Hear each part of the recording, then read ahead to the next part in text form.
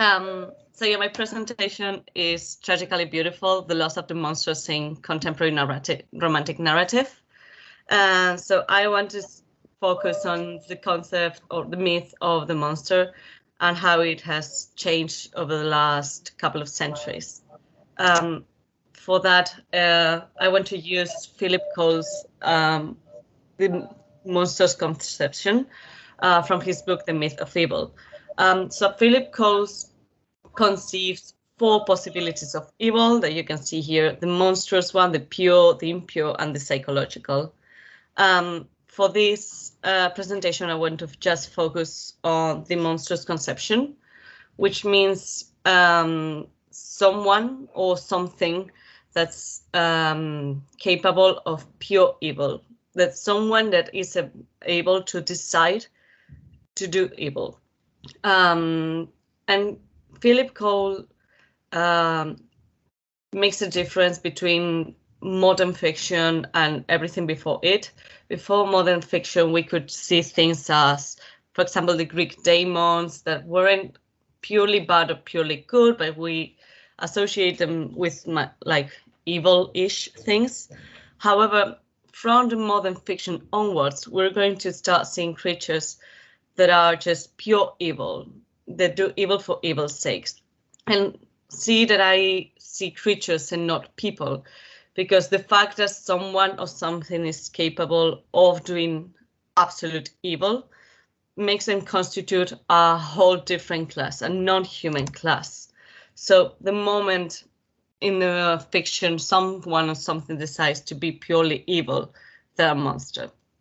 And before going a bit forward, I want to clarify something that I'm sure it's very obvious to everyone, but monsters do not exist.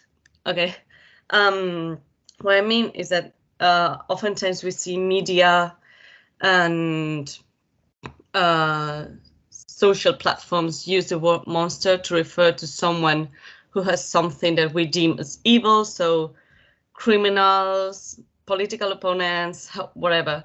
The thing is that the moment we label someone as monster, we're defining them as less than human and therefore deserving of something that less than human. And the thing is, however wrong a person has done, they should always be judged on a human basis, because if we don't do that, then that can lead to witch hunts and the dehumanization of people that we just deem worse than us. So criminals, people from other religions, we can call them monsters, rats, animals. That dehumanization should stay in fiction. But as I'm going to explain in this presentation, oftentimes fiction and reality just construct each other and build each other. We could start all this essay at any given point in time, since the history of evil as monstrosity is as old as humanity itself. But for the sake of staying on the monstrous conception of Philip Cole, I'm going to start on the 19th century. So yeah, 19th century, we're using electricity now. The train rails are making the world smaller. Alexander Graham Bell patents the telephone. So everything is changing at a very fast speed. And with that, also change of fears. So we're going to create a new imagery of the monster, and it's all going to start in 1818 in a night oftenly called the Night of the Monsters. So Mary Godwin, then known as Mary Shelley, her future husband Percy Shelley, the Dr. Polidori and Lord Byron and some other friends get trapped during a storm season in Geneva. And as a way to escape the constant presence of Lord Byron, Mary Shelley proposes that each of them should just go to another room and create a horror history just to tell each other. And this night is going to be the birth of 2 of the most iconic horror histories of the 19th century, which is Frankenstein by Mary Shelley herself and The Vampire by John William Polidori. In this image, I have compiled some other icons from Gothic horror literature, like see Camilla, Dr. Jekyll and Mr. Hyde. And something that you can notice between all these stories is that, on the one hand, the monsters that we have here are ugly. So the evil of their actions is represented through the ugliness of the face and the monstrosity of the physical appearance. But other thing we have here is the idea of the duality, of the concept of the doppelganger. So some people have defined the doppelganger as something that can manifest in one or two ways. So the first one is as a copy of the original character, manifested through a supernatural entity or a hallucination, so for example, a ghost. And the other way to have a doppelganger is through a manifestation of dark personality that embodies the first body.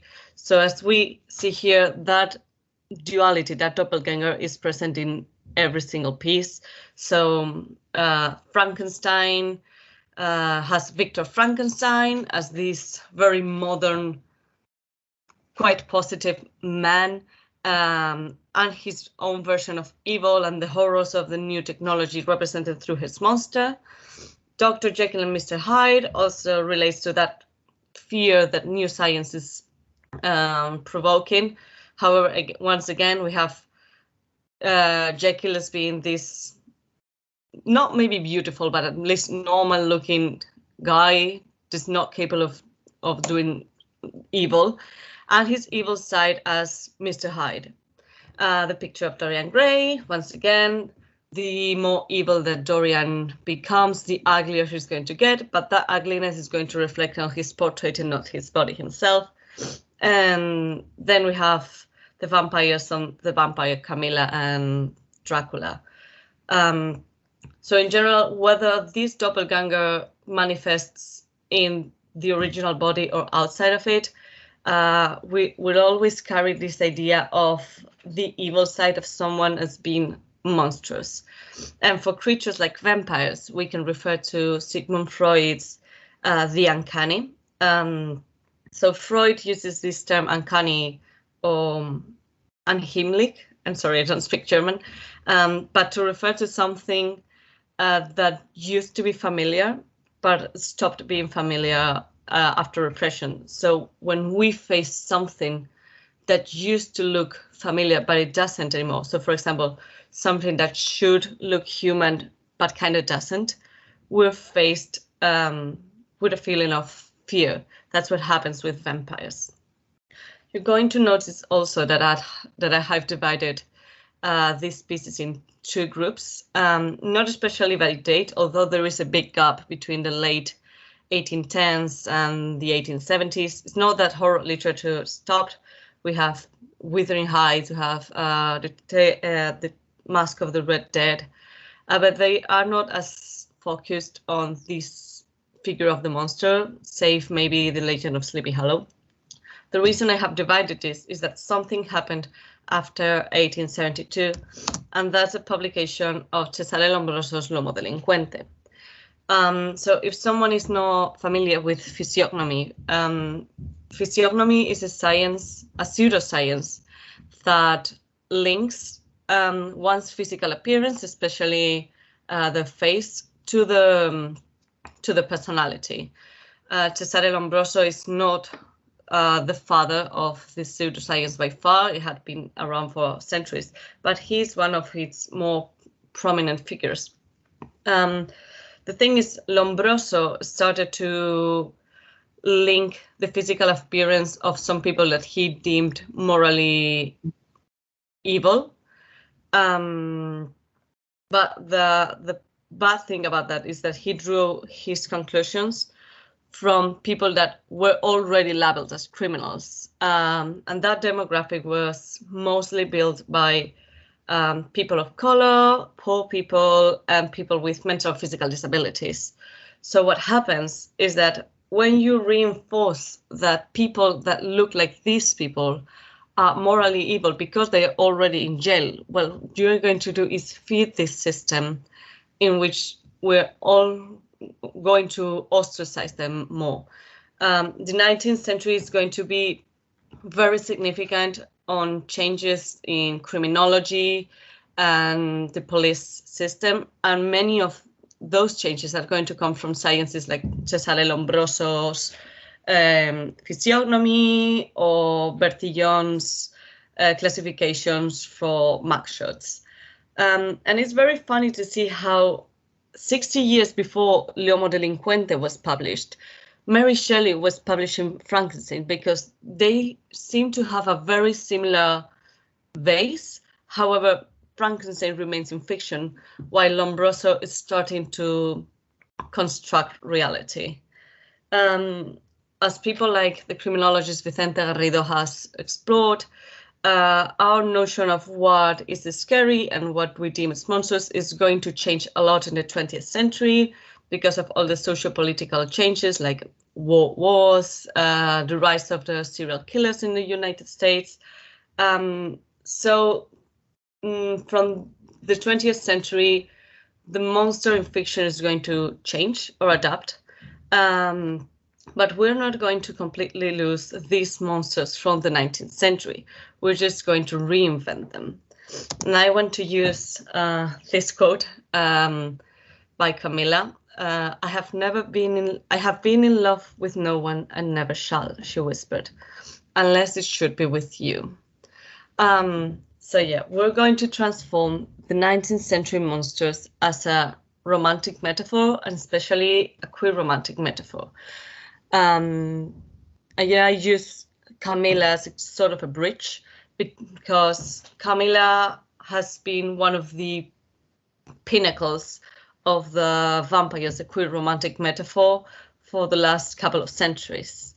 And just almost a century after Sheridan Le Fanu's Camilla, Anne Rice is going to publish the first book of her Vampire Chronicles series called Interview with a Vampire. So this book follows the story of Louis and Lestat, that are two 18th century aristocratic vampires. Although the author herself has always denied the homosexual relationships within her books, they have an undeniable homoeroticism to them, which is not new to the Gothic monster. Is the way they live, the way that they also adopt a child, Claudia, that they get to raise and spoil. Especially Lestat is going to take care of Claudia's education. There's going to be a little change because Claudia is going to become a sort of a romantic interest for Louis. But later on, he will move to another male vampire, Amand, with whom he will get over both Claudia and Lestat. So it's a very easy to analyze this piece through a queer point of view. It has also been read through a material point of view as a symbol of the economic changes during the Reagan era, because Louis and Lestat have this very bourgeois, very new, rich way of living. They surround themselves with art, luxury. The way Lestat raises Claudia with teaching her how to play piano and everything is very bourgeois. And Lestat himself is going to remain a very hedonistic icon throughout the 90s and up until now, as an icon of someone that doesn't die and is very wealthy. And we can see them in the 1994 and 2022 adaptations of The Interview with a Vampire and 2002's Queen of the Damned. So we're reinventing the vampire in a very romantic way, and it's going to take long until we reinvent it as a love interest, especially for a very plain female lead. This is because the audience is changing now. Now we're targeting young women and queer people, So Stephanie Meyer is going to do a great job with Twilight, reinventing this vampire as appealing. She's getting rid of the fangs and that ugly aesthetic, and now they have this whimsical light to them. So everything that signed us that these creatures are evil, all that ugliness is transformed into something beautiful and appealing, so we can easily put ourselves in the place of the protagonist. We can see that also with the Phantom of the Opera and how the 2004 adaptation uses very handsome Gerard Butler, just barely covering his face with a mask, but we can still see he's beautiful. We have seen that happen with a lot of adaptation of The Beauty and the Beast, in which we no longer use the beast, but kind of like bestiality as a metaphor for a tormented man. The 2014 adaptation has Alessandro Preziosi use this very small mask to cover a very small scar. And then we can also see the wolves in Teen Wolf, the werewolves, not as much as a romantic interest, but especially as a male fantasy of power. We reinterpret this 1985 movie starring Michael J. Fox. That's a very campy comedy into this very dark, very masculine fantasy of the reinvention of the nerdy teenager into a male fantasy. And we can also see this idea of the doppelganger I was mentioning before. We have this duality on the vampires and monsters, the mask as a way of covering what's evil and bad. We have also the moral switch, for example, in the Vampire Diaries, the good and bad vampires in Vampire Academy or Buffy the Vampire Slayer. So it's kind of still the idea of the 19th century monster. However, we have adapted it. But the question remaining here is what happens to the queerness in Camilla, in Dorian Gray, in Dracula, and in Interview with the Vampire. The 2022 has been an amazing year for queer representation in horror stories. We have 2 major series led by queer couples, and we seem to be going in a different but right direction as to how we have adapted these creatures for modern consumption. So from all of this, I want to draw 2 different but linked conclusions. So the first one is society obviously has progressed.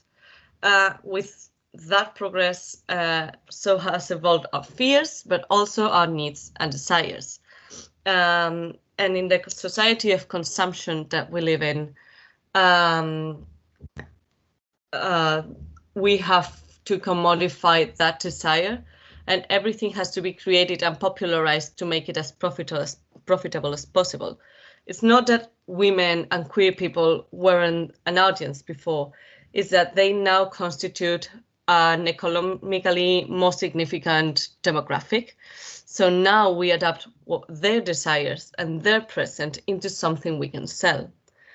However, it is also positive to see how the representation of queer narratives and female desires is gaining more and more space in popular media, and it's giving those communities who have always been very misrepresented, ignored and mocked, a new place to grow, and new creators, they're giving this space for different realities to be told through these very same Gothic monsters.